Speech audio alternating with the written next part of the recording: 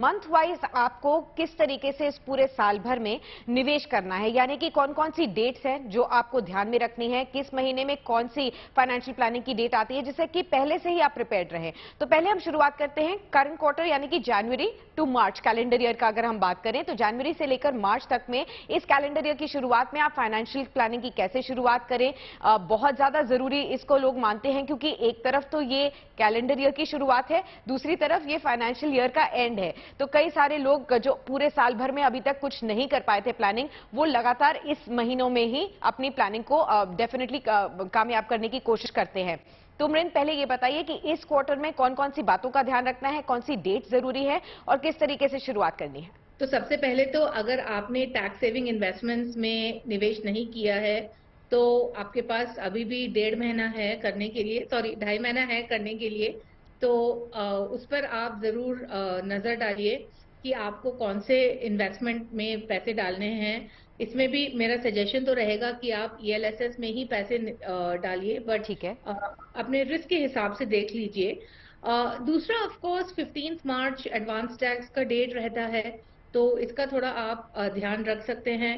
और of course एक और चीज जो ध्यान में रखनी है कि पैन एंड आधार का last date of linking is 31 March. तो अगर आपने वो एक्टिविटी अभी तक नहीं की है तो वो जरूर कर लीजिए, क्योंकि ये मैंडेटरी हो जाएगा। और अगर आपने ये किया नहीं तो आपका जो पैन नंबर है वो डिफंक्ट हो जाएगा। जी जी, ये बहुत जरूरी बात है, क्योंकि बहुत सारे लोग अभी भी होंगे जिन्होंने ये लिंकेज नहीं किया होगा, पैन से आधार को नहीं किया है। तो इसकी डेट करीब आने वाली है, डेडलाइन इसकी करीब आने वाली है।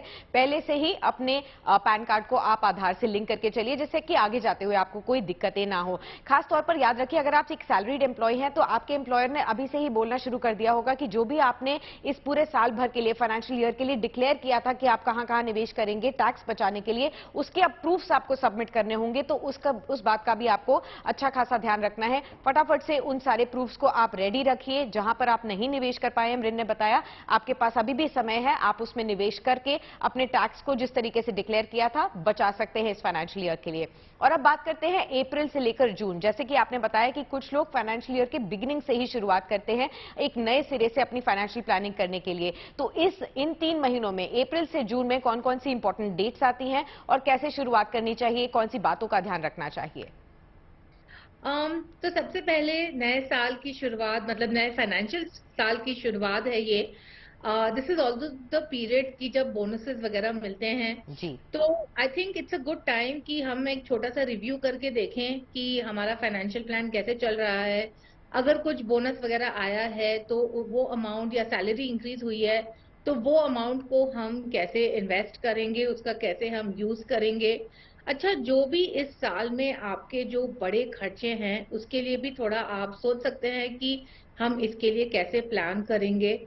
बाकी तो ऑफ कोर्स जैसे हम जून की तरफ बढ़ते हैं तो टैक्स फाइलिंग का समय पास आने लगता है। तो इसीलिए आई ऑलवेज फील कि अगर हम पहले से ही इसकी थोड़ी तैयारी कर लें, सारे जो डॉक्यूमेंट्स हैं, सारे जो अकाउंट स्टेटमेंट्स वगैरह जो हमें चाहिए, जैसे interest certificate, capital gain certificate वगैरह वगैरह जो भी चाहिए, उन सब को हम डाउनलोड कर लें या उन सबको हम सोर्स करके रख लें।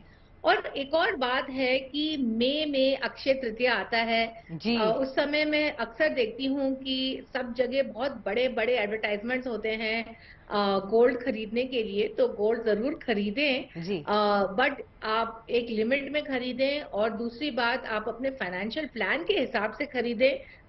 Jewellery is generally not recommended, it's recommended to go with the sovereign gold bond scheme. तो बस यही इतना ही ध्यान रखिए कि आप ओवरबोर्ड ना जाएं।